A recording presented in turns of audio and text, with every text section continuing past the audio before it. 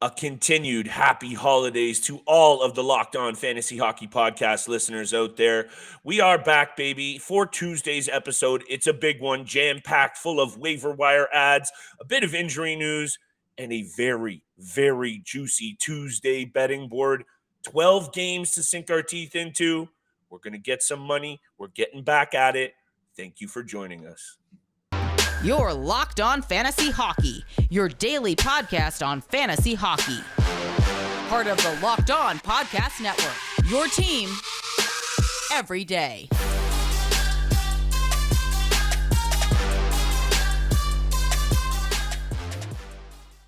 What is going on, everybody, and welcome back to your source for fantasy hockey and degenerate gambling news. It is the Locked On Fantasy Hockey Podcast, Tuesday edition. We are back in the booth, people, always joined by my esteemed co-host, Mr. Steel Rodin. It is your boy, Big Flip Livingstone. Thank you for making us your first listen every single day. We wouldn't be here without y'all. 700 subscribers on YouTube, just getting warmed up. Let's get right to it today, Steel. I'm fired up because aside from this really juicy Tuesday betting board, the NHL doesn't get a lot of things right usually. Tonight's schedule, they're getting it right, kicking this second half, quote unquote, of the season off. Bunch of really juicy matchups. We're going to get to the big time bets. Waiver-Wire, it's a short week, so we're doing Tuesday because the games are back, but there's some good names out there to target, and we have to also start with some very serious injury news out of the Washington Capitals camp. John Carlson takes a puck in the dome. Scary stuff. He's out. Steel, let's talk hockey, brother. I'm happy to be back with you. Merry Christmas. Let's get right to it. Merry Christmas, happy holidays, everyone, and to you, Flip, and your family. But yeah, very scary incident for John Carlson. Slap shot from the point. I think it deflected off a stick. I actually, in the moment of it, I looked away from my television before it happened. And when I looked back, I saw him running down the tunnel with a towel on his face. But watch the replay, and it's a scary incident for the Washington Capitals losing their top defenseman. Obviously struggling a little bit on the offensive side this season, but nonetheless, a huge key piece to their success so far this season, right along there with Alex Ovechkin. Really leading the way for this team. But yeah, John Carlson, for anyone who's out there and owns him, like it says, out indefinitely as of right now. Who knows what the future holds for the rest of the remainder of the season for Carlson. But you're going to be needing to fill a hole on the blue line for sure on your fantasy team. I hope you have a couple of blue line options, Steel. I think you have at least one up your sleeve. We're going to get there in a second. But you mentioned that is a bit of a down year for John Carlson, but that's only because it's his standards. He has high standards. To quote my good friend, our friend of the show, Josh Wegman's article today on John Carlson, he is an indispensable piece of that blue line and logs the most minutes on the team. Aside from his 21 points in 30 games, which after the season Carlson had last year, if you're a fantasy owner of him, you're a little disappointed. You and I have talked at length about how difficult it is to replace these blue liners that bring that value that he does. So it's going to be tricky. It's not going to be pretty. He took a slap shot off the face from the blue line. I agree. I believe it was tipped. This is scary stuff. He's out indefinitely. So you're going to have to get creative here. But I wanted to just hit you with this because you and I have talked about the Capitals. We talked about them sliding back a bit. You never want to see a guy get hurt, but you can't help but feel this is really going to hinder their success overall. Yeah, it definitely is. And I think a lot more pressure goes on the two goaltenders, Darcy Kemper and Charlie Lindgren. They've both been playing phenomenally so far this year, have great stats. More Lindgren since Kemper was out with that lower body injury. But a lot of the pressure and lifting is going to be going on that tandem in the crease. Obviously, Ovechkin's going to do what he can offensively with the talent that he has around him. But a couple of those other blue liners are going to be having to step up as well, which, I'll get to a couple of them during Waiver-Wire. Well, I'm intrigued to hear what you have to say. We're going to take a look at some of these targets, people. We also, we're going to get to big time bets. I'm fired up for today's big time bet session. Very quickly, Steel. We're going to keep today short and sweet. Everyone's on a little holiday hangover, so we're just going to feed you what you need very quickly. I have a couple of players here, Steel, and I'm looking at this from a couple of different angles. Daniel Sprong on the fourth line for the Seattle Kraken is on a heater right now. Is this a player that I'm saying go out there and drop someone for? No, but if you have an injury fill in, you need to be taking a look at Daniel Sprong, because also that bottom six in Seattle, I don't watch a ton of Kraken games, but when I do, I'm impressed with what I see with that bottom six. They're effective on the ice and they're starting to chip in offensively. Daniel Sprong this season, 10 goals, 9 assists, steal, 53 shots. My concern, and you know I've said this before, it's the lack of opportunity. Only averaging around 11, 12 minutes a night. That's why I'm only saying this is a good injury fill-in over the next week or two. Have a look at Daniel Sprong if you need to fill a plug. I love you're starting with the Seattle Kraken, because that's exactly where I'm starting with. Boom. 2 players from the Kraken, Okay. Matty Beniers and Adam Larsson. Beniers, he is owned at 80% on ESPN, but he's only owned at 43% on Yahoo. So That's these crazy. are both crazy that he's at 43%, but both Beniers and Larsson, I believe, whether they are available in your league or someone owns them, I think you can target them for a trade or pick them up off the waiver wire. But nonetheless, Beniers, 25 points, leading the rookies. He looks so poised and comfortable when he has the puck on his stick. He doesn't panic whatsoever. A very underrated release. This guy's shot is so sleek. I'm very impressed with this game right now. 63 shots, 38 hits, 23 blocks. Just does a lot for the Seattle Kraken as the top centerman. Yes. And Adam Larsson owned at 72%, but 72% on ESPN. Wow. But only 35% on Yahoo. So definitely a defenseman you could target. It's really those peripheral stats you're looking for with Adam Larsson, because he's only got 12 points on the season. Obviously, doesn't add up to a lot during the season, but 50 shots, 66 blocks, and 85 hits on the season. And the Seattle Kraken have 3 games this upcoming week. Calgary Flames, Edmonton Oilers, and the New York Islanders. And for me, all things considered, I think this is a very favorable matchup for the Seattle Kraken. I'm glad that you mentioned the number of games, because that is a caveat that you have to consider this week. For sure, it's a shortened week. Have a look at that schedule. That will obviously impact the players you're looking at. I got 3 more players still. I got another keeper dynasty goalie. I mentioned before, I'm going to talk about him again. We have big time bets coming up at the end of the show. This is the time for being safe on the roads during the holiday season. So make sure you are safe out there. Today's episode is brought to you by the NHTSA. When you're hanging out with some friends, putting back a few drinks like Steele and I like to do at the holiday season, a few can become too many. As the evening comes to an end and people start to head out, you think about calling for a ride. Nah, you live nearby. You can make it home okay, no big deal. What are the odds you'll get pulled over anyway? And even so, what's the worst that could happen? Your insurance goes up. You lose your license. You lose your job. How about you total your car or kill somebody? Everyone knows the risks of driving drunk. The results are tragic and often deadly. However, that doesn't stop everyone from getting behind the wheel while they're under the influence. That's why police officers are out there right now looking for impaired drivers on our roads to save lives. If you think you're okay to drive after a few drinks, please think again. Play it safe. We want you to be safe out there. Plan ahead and get a ride. It only takes one mistake to change your life or someone else's forever. Please drive sober or get pulled over. Thank you so much for making the Locked On Fantasy Hockey Podcast your first listen every single day. For your second listen, check out Locked On Sports Day podcast, the biggest stories of the day, instant reactions, big game recaps, and the take of the day. Available on the Odyssey app, YouTube, and wherever you get your podcast. Thank you so much for tuning in for today's episode. Merry Christmas. Happy holidays, everybody. And Flip, you're right. Shortened week this week, but there are still a few teams out there that have 4 games before the new year. The San Jose Sharks, Chicago Blackhawks, Buffalo Sabres, and Ottawa Senators all have 4 games this upcoming week. But I actually don't have any of the players on my waiver wire target. Just wanted to throw that out there just in case you want to look at those teams for some ads as well. Doing your own research, but good info. I'll throw it over to you, Flip. Appreciate that. Who's the next player that you're looking at for the waiver wire? Appreciate that. It's a player actually, Steele, that I know injuries have played a part this year. A little bit of a disappointment. We don't know what's going on overall with the Florida Panthers. It's Anton Lundell. And I think there's an opportunity here for this player to really start to eat some big time minutes in the top 6 in Florida. He's an important player for this Florida Panthers team. 4 goals, 10 assists through 26 games this season. Like I said, the injuries have played a factor. This is a player that is going to get the run out in Florida right now. Only 21 years old. A good look for your keeper dynasty leagues out there because he is so young. We've seen that he can get it done. 44 points last year in 65 games. I think he's going to continue to get some opportunity steal in that top 6. And Barkov is now out again. There's going to be minutes to be picked up. And Anton Lundell is going to be one of those players that's looked to first. I love those opportunities, regardless of what you think has gone on so far. If these players, and I'm going to mention it again with my next, get the just by default, you have to be considering these players because they're going to get that look. I don't know what you think about the Lundell take steal, but I think he's on the come up.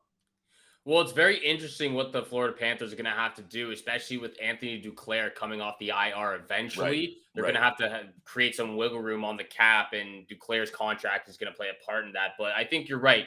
The injuries for Lundell have definitely played a part in his production so far this season, but he's still producing when he is healthy. And like we talked about him a lot last year, one of those young guys that just really looks good.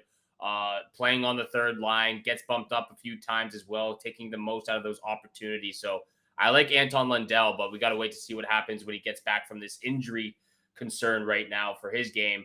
I want to mention someone from last week who I talked about when we were doing our Metropolitan Division Rewind episode.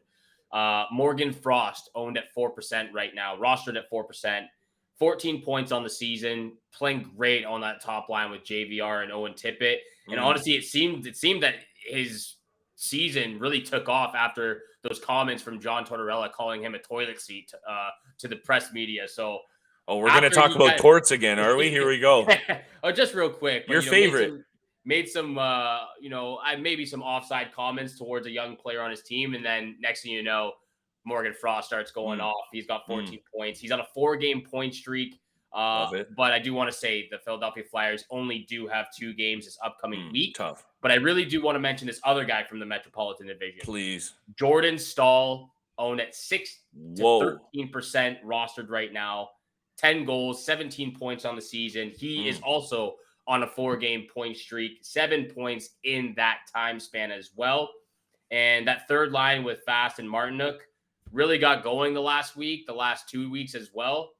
And, we've talked a little bit about those Carolina Hurricanes, obviously Seth Jarvis and Kochetkov for you, but all the other guys, Svechnikov, Aho, Nate Cash as well. The entire team is just rolling right now. And now that they've finally got their third line going as well, not much to say about the fourth line with Kotkaniemi in the middle, but that third line seems to be going a little bit more. And I like Jordan Staal. He's owned, again, 16 to 13%, and they play the Chicago Blackhawks, the Florida Panthers, and the New Jersey Devils this upcoming week. Love that. I love the angle when we're digging into the trenches, looking at some veterans. Jordan, shout out to one of the more consistent, this guy, Jordan Staal, when I think about this player, it feels like he's been in the NHL for like 25 seasons and been effective for almost. Also just seems like the prototypical leader on and off the ice. Hear too much. I love these players that move in silence and let their play do the talking. Good ad. I like that steal. Let's get to big time bets in a few minutes. I have 2 more players very quickly, Steele. Dillon Dube, getting some good looks with some good players in that top 6. Also getting to play alongside Nas a little bit. Dillon Dube is going to smash his career point total. I think his was 30 points, his career high, 32 points. He's already got 20, 8 goals, 12 assists. Again, with the minutes mark, he's now up to over 15. Really liking that. Also, I read a little article on the ease of schedule coming up over the next couple of weeks and into the second half. The Calgary Flames have gone through the ringer, but they have one of the easiest schedules over the next few months to finish the season. You got to take a look at some of those articles, people. Dig into the trenches and do your research. Dillon Dube, 24% on Yahoo. Worth a look right now if you need a little shot in the arm for offense. I'm liking what's going on in Calgary, turning it around. Going to talk a little bit more about them for big-time bets because we got a Battle of Alberta tonight, baby, and it's going to be a juicy one.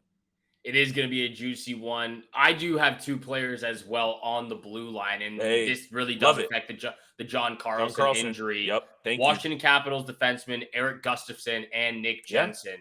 Those are two guys that I really think people should keep an eye on You and love target Jensen for this upcoming week. I do like Jensen a lot. I think he's one of those fill-in defensemen when obviously right now one of your defensemen goes down and you just need someone to fill in a spot. Nick Jensen is one of those guys. Gonna get more minutes. Is one of those guys. Gustafsson right now rostered between 5 and 26% on both Yahoo and ESPN. Jensen is 10 to 14%. So both guys are more than available in any fantasy league you're looking at. Gustafsson, he's got 17 points on the season. He's on a 4-game point streak, 7 points in that time as well.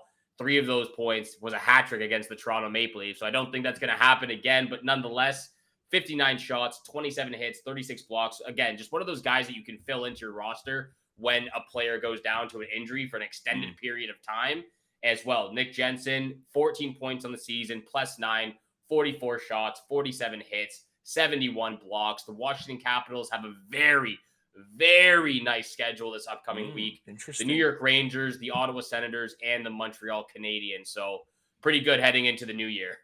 Yeah, aside from those Rangers, again, thank you. You're doing this very nicely for me. I'm going to talk about them coming up around the break as well. Very quickly, Lukas Dostal has a huge opportunity in front of him here with the Anaheim Ducks. And I'm going to take a look at this from the keeper dynasty angle first and foremost because, look, the Ducks give up a lot of shots and goals. The blue line is not pretty. Some good young pieces coming together. Jamie Drysdale getting hurt obviously hurts that blue line. Dostal is going to be the number 1 goalie in Anaheim. There is no one in his way, and this is a good young goaltender who can stop pucks. Look into his numbers in the AHL, solid for the San Diego Gulls. He played very well in Europe as well. Steele, trust me on this one. Sometimes you and I go back and forth on players, and I appreciate you coming back with the Seth Jarvises of the world when I do get things right sometimes. Lukas Dostal, trust me, this is a number 1 goalie in the making, and if you don't like what I'm saying, have a look at the depth chart in Anaheim. I know, I'm not saying because some leagues you have a lot of options for goaltenders. If you need a waiver wire ad right now, number 1, great. Fantasy keeper, dynasty, you're going to thank me later. This is a number 1 goaltender coming up. Lukas Dostal, he is out there and available. Thank me later and pick him up definitely in the keeper dynasty realm, if not for a short-term fill-in in other formats.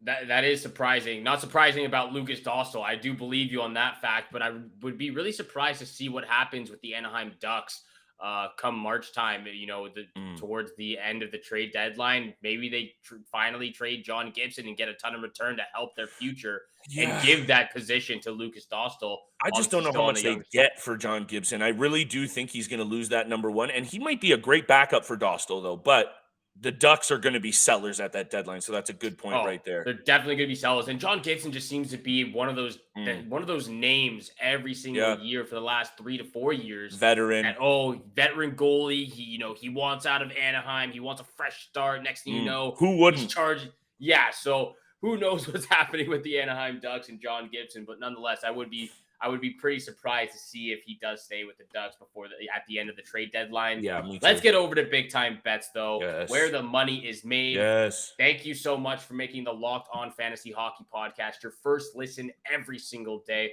Don't forget we are free and available on all podcast platforms, including YouTube. So hammer the subscribe, hammer the follow button. Appreciate all the love and support out there. Thank you so much. Merry Christmas. Happy holidays. The new year is right around the corner. And so are these big-time bets. Let's kick them off right now. Flip, what's your first pick of the night? Look, Steele, I got excited looking at this board. Maybe it's because it's been a couple of days since I've been betting on bowl games in the States, getting ugly here with the NFL slate. I need to get back to business. And I'm taking a look at a few games here. And I'll start with a game that I alluded to off the top in this Battle of Alberta.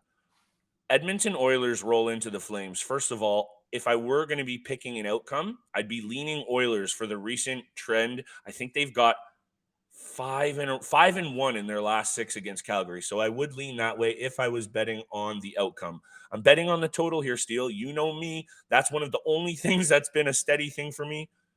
These two teams get together, it goes over the number. We know what's going on with these two teams. And Calgary, who's supposed to hang their hat on defense, has been struggling letting in a lot of goals. I like to say hang my hat on things, Steele. They're not hanging their hat on defense this year. And this just feels like an over. The last 6 games the Oilers have played have gone over. The total has also gone over in 6 straight games for Edmonton on the road.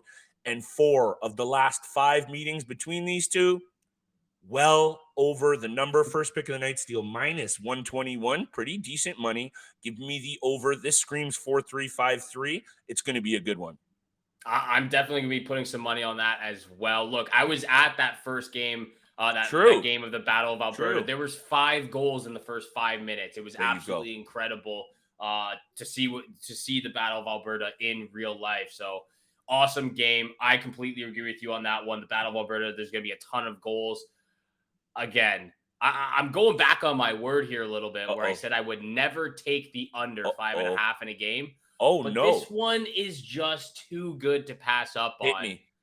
The New York Islanders and the Pittsburgh Penguins under 5.5 at plus 112 right now. Great odds and a great game to go under 5.5. 7 of the last 8 games for the Penguins have gone under the number. Tristan Jarry. But on the other hand, 6 of the last 8 games for the Islanders have been over the number.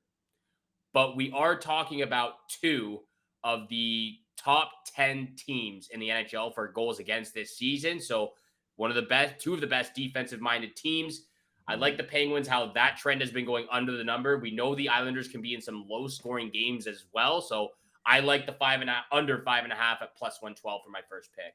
One of the things I forgot to mention right off the top of this segment is whenever you hit a portion in the schedule that has any kind of break, whether it's Olympic, All-Star, Christmas, or otherwise, right now is a tough spot to bet.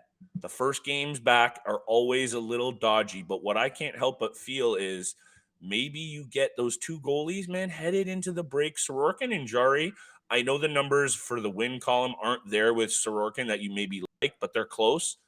Jarry has arguably been the best goaltender in the league over the last little while, so why not ride that? I like it. 5.5 is spicy, but why don't I take a look at one of the highest scoring teams in the league? Tied for second in goals, Steele, 126. The Buffalo Sabres need some respect on their name. Seriously, straight up and down. And now they have some good young goaltenders in that pipeline. If they can get one of them to hold on, whether Pekka Luukkonen or whoever they want to put in there, the Sabres are going to be a force to be reckoned with because now they have a bona fide number 1 D-man in Rasmus Dahlin. Tage Thompson is doing special things. This team, I swear, is 1 or 2, and I know it's the Buffalo Sabres, and they'll find a way to mess this up, I'm sure. 1 or 2 pieces away, Steele, from, I'm saying, a really good playoff caliber team. Yes. 6-1 in their last 7 away games. Good teams get it done on the road. Seriously, pay attention to these Buffalo Sabres on the opposite side of things. Columbus Blue Jackets are a mess. I'm going to continue to bet. If I lose even 2 out of 10 against the Columbus Blue Jackets betting, I'm happy. They are going to get hammered against all second half of this season. Give me the Sabres on the money line. Minus 160 is a lot for a road team. Give me the Sabres on the money line, though. I think they're going to hammer these Columbus Blue Jackets tonight. Well, what was the last game between the Blue Jackets? It was like 9-3 or 9-2. I could tell you in 9-4. about 4 seconds here. But yeah, absolutely incredible game. 9-4 for the Sabres. 9-4 for the Sabres. A ton of offense. I think Tage Thompson had 5 goals or 6 points. Was that the one he had the 5 points in the first period? Yeah, 5 points in the first period. It was just crazy to see what Tage Thompson is able to do. But I would take the money line and the over for that game as well. My second pick of the night, I'm taking the Maple Leafs on the money line, minus 165 against the St. Louis Blues. I don't care about these Blues at all. Jordan Binnington has just pissed me off so much. Go off. Tell me about it. I've told you about it all season. I don't want to burst your eardrum again. But look, the Maple Leafs are rolling right now. Great wins, the last 2 wins heading into the break. Absolutely dominated the Tampa Bay Lightning. Kept them to under 20 shots, did the exact same thing against the Philadelphia Flyers, kept them to under 20 shots, 2 great wins heading into the weekend break over Christmas, jumping on the road for the first game back after the Christmas break against the St. Louis Blues, which in my opinion, they have some great talent, but they're not a good team right now. They're so inconsistent. It's unbelievable. So I'll stick with the hotter team, Maple Leafs on the money line. Honestly, Steele, I don't hate what you're saying. This would just be one of the games that I personally stay away from. And a very quick little fun story. One of the first big pro line tickets I ever won. I bet the St. Louis Blues to beat the Toronto Maple Leafs because of their record against the Toronto Maple Leafs over the last number of seasons. And I just looked it up just for fun to see if they continued that trend. The Blues have points in 9 out of 10 games against the Leafs. It's just when you said it, it was like one of those teams that I feel the Leafs always lose to. That means nothing. Everything you're saying is an actual fact about how they've been playing hockey. This is just one of the Leafs always lose to the Blues. So I would just stay away. No. And it's just me and a gut feeling. So what you're saying actually backs it up. But anyway, that pro line ticket won $1,100. Thank you very much. Come back for big time bets next episode. Lock of the night, Steele. The Washington Capitals, I've continued to knock. I've continued to say they're going to regress. I've continued to say I'm not buying in. Ovechkin keeps going off. They're getting goaltending out of guys from the parking lot. Sorry, Charlie Lindgren, you're not a good goaltender. Hate me if you want. The Capitals are 2-6 in their last 8 games at MSG. They don't play well on the road against the Rangers, and I think the Rangers have shed what they were going to do in the first half, and you're going to just see this team get better and better and better. Yeah. My lock of the night. The Rangers have looked very good. The Capitals have too, and I've been wrong about that, but I'm going to start to see it go right for us, Steele. John Carlson is now out. That is a huge blow to this team, emotionally, on the ice, off the ice, whatever. Rangers take this one tonight, and on the money line at home, -148, too much respect being paid to the Hot Caps, and I will take that as my lock of the night. Shesterkin, big game upcoming. I would probably be leaning towards the Rangers as well. You know, the Washington Capitals have looked good. Losing John Carlson is just too much for them. That's huge. It's huge. It's too big. The Capitals could still win the game, obviously. Anything can happen, but it's just a big piece to miss out coming back from break, and it's going to really diminish their chances heading. The way it happened too, right? It wasn't just ugly. like a playoff, like to see a player take it in the face, like even Ovechkin and the players after that game, you could see it on their faces. It really affected them. Yeah. Like you said, anything could happen. That one really feels like the money spot tonight, Steele. I think so too. My lock of the night, I'm going with the Nashville Predators on the money line at +113 against these Dallas Stars. Look, this is one of my favorite matchups to watch. I love the rivalry between the Dallas Stars and Nashville Predators. The money line, the odds are great. UC Saros have been playing better. I was on those offensive stars for the Predators because I think they need to do more. Nonetheless, I don't like the way the Dallas Stars have played the last 4 games. They lost 5-4 in overtime to the Carolina Hurricanes. They barely beat the Columbus Blue Jackets 2-1. Lost 6-3 to the Edmonton Oilers, and then they were down 2-0 to the Montreal Canadiens, but came back and won 4-2.